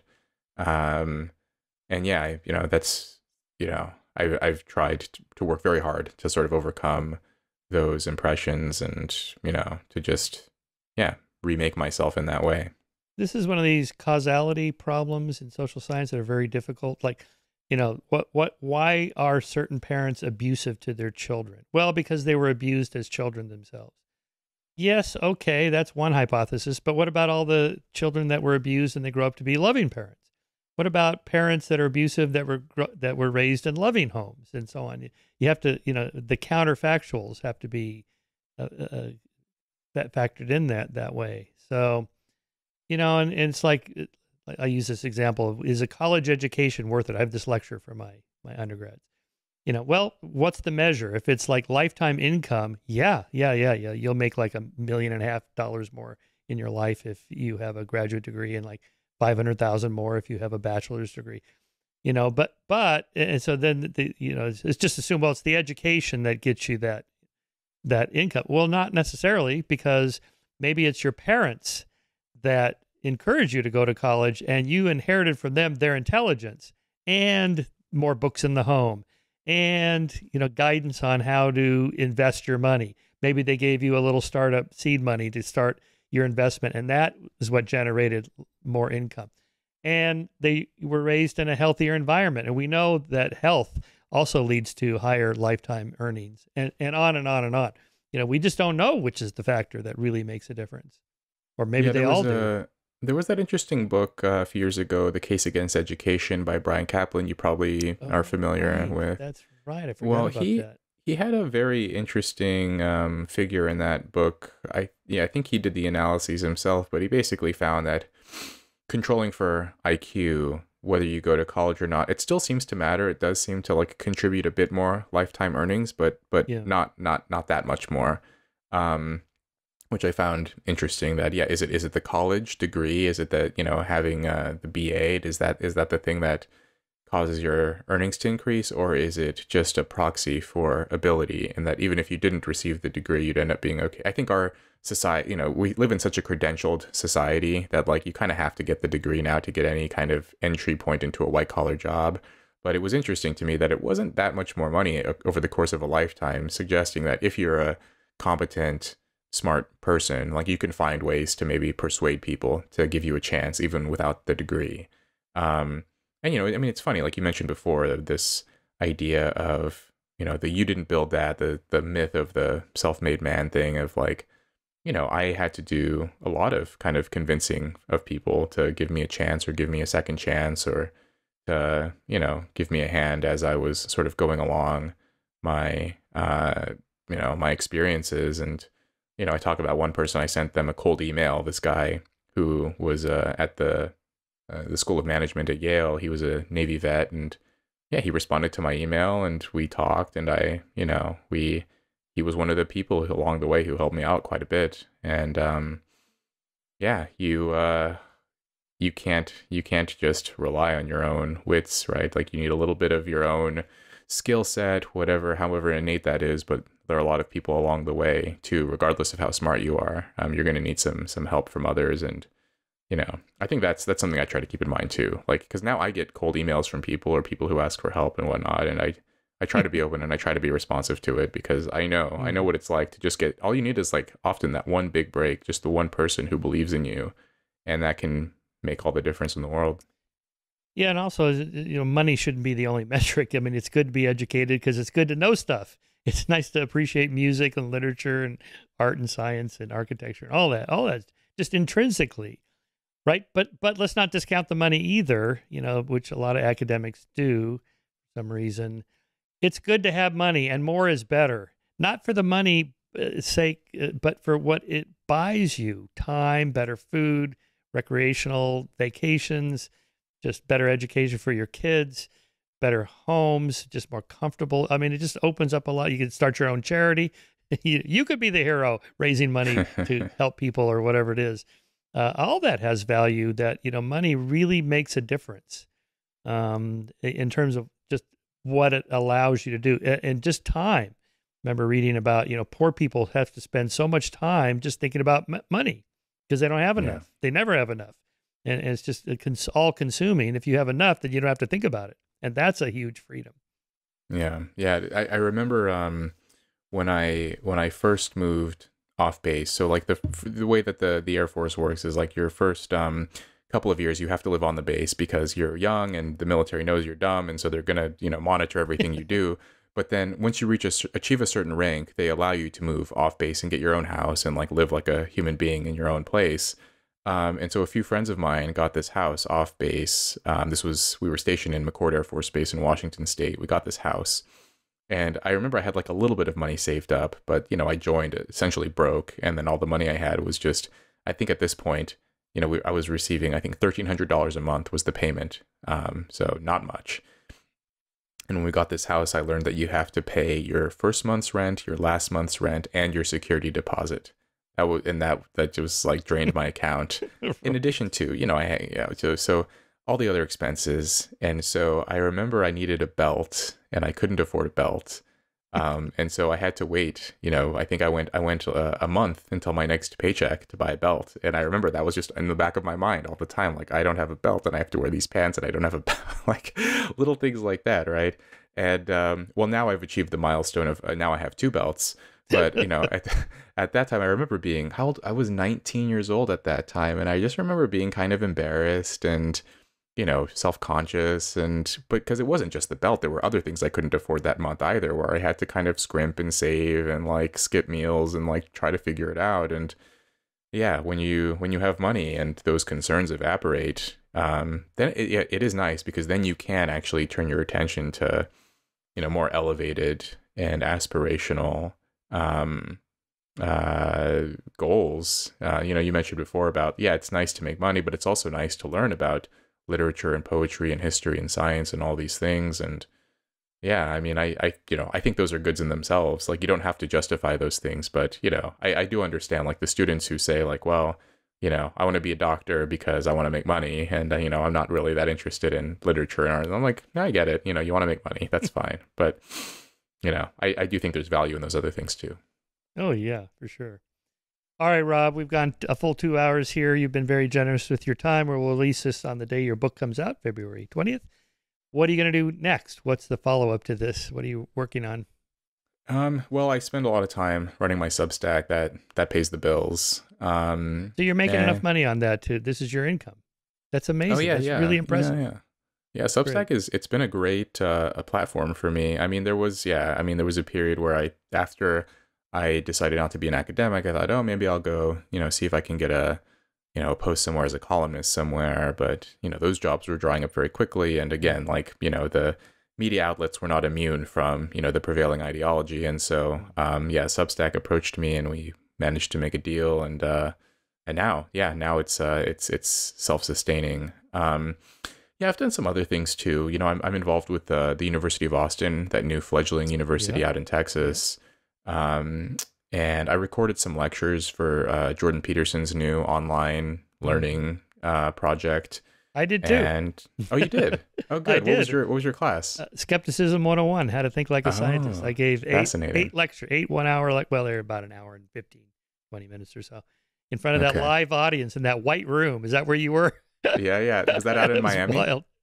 Yeah, in Miami. Yeah, Yeah, yeah, yeah. yeah, They yeah. put I me was up at the there. Trump Resort. That was also wild. Yeah.